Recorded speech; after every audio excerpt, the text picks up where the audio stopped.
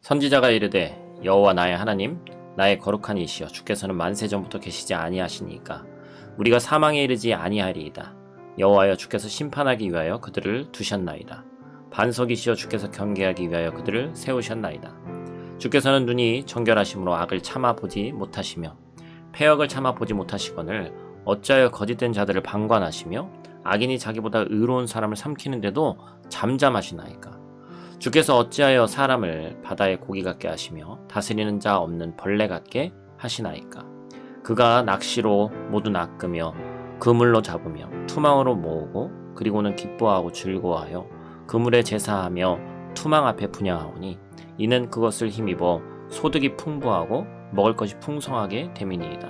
그가 그물을 떨고는 계속하여 여러 나라를 무자비하게 멸망시키는 것이 옳으니이까. 아멘. 샬롬. 오늘도 하나님의 말씀으로 하루 시작하신 여러분들에게 하나님의 은혜와 평강이 충만하게 넘치시기를 간절히 축복합니다.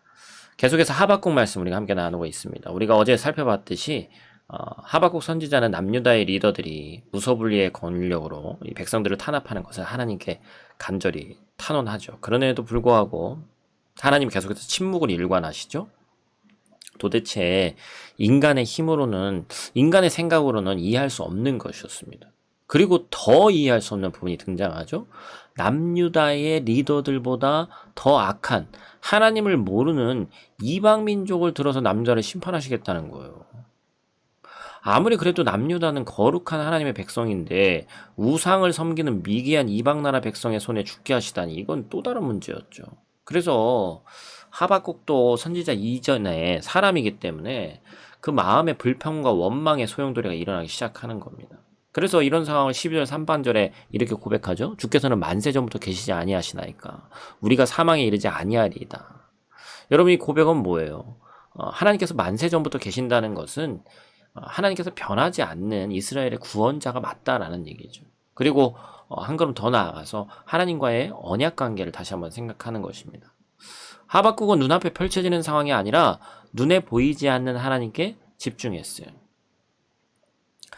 그럼에도 불구하고 이제 불평과 원망의 감정에 휩싸이니까 남유다 백성처럼 기구한 백성이 없다라고 생각이 되어지죠. 바로 남유다 백성이 이방인의 손에 멸망당하는 저주받은 백성에 불과한 거예요.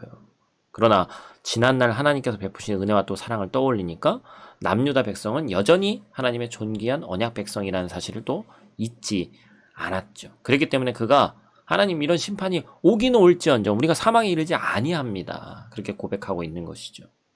우리가 살아가는 이 세상은 끊임없이 흔들립니다. 흔들리는 이 세상 속에서 우리 역시 끊임없이 흔들리죠. 기도하지만 여전히 변화되지 않는 상황 속에서 흔들려요. 내 인생처럼 저주받은 인생이 없는 것 같고 우리 가정만 나만 계속해서 힘든 것 같고 왜 이런 일이 나에게만 있냐라고 생각하는 성도님들이 아마 있을런지도 모르겠습니다. 사랑하는 성도 여러분, 여러분의 마음에 하나님을 향한 불평과 원망이 밀려올 때 지난날 내게 베푸신 하나님의 구원의 은혜를 떠올려야 됩니다. 그때 하나님이 내게 어떤 은혜를 베푸셨는지, 그때 우리 가정을 어떻게 살려주셨는지를 기억해야 되는 거예요. 하박국의 마음에 가득했던 하나님을 향한 불평과 원망이 하나님의 은혜로 눈녹듯 사라집니다. 백성들이 당할 고난을 상상하기 시작하죠. 14절부터 17절 말씀입니다. 그런데 17절 마지막에 하나님께 이렇게 질문하죠. 하나님, 그런데 이게 옳습니까? 자기 생각엔 옳지 않다는 것이죠.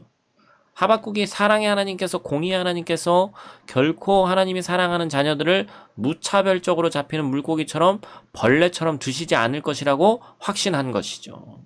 그래서 그럼에도 불구하고 반드시 하나님께서는 구원하실 것이다 라고 믿음의 눈을 열어서 상상한 겁니다.